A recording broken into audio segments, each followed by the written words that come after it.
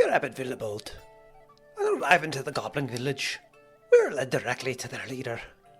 They had the fire giantess in a cage off to the side of his throne, just as described by our charmed guide. I was able to summon what little silver I've in my tongue, and flattered their so-called king. We offered him a magic sword in exchange for the giant, and he readily agreed.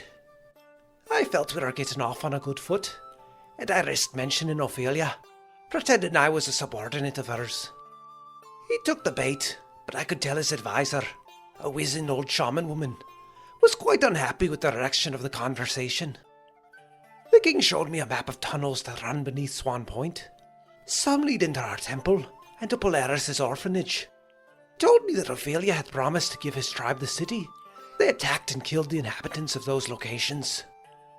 It appears I may need to fast-track my ambition to root out that rotten sect of necromancers.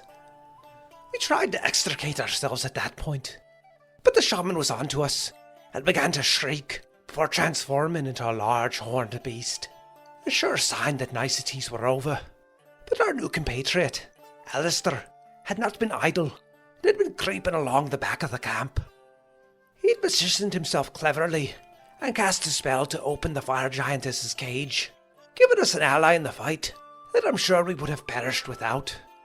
Still, it was our most trying battle yet.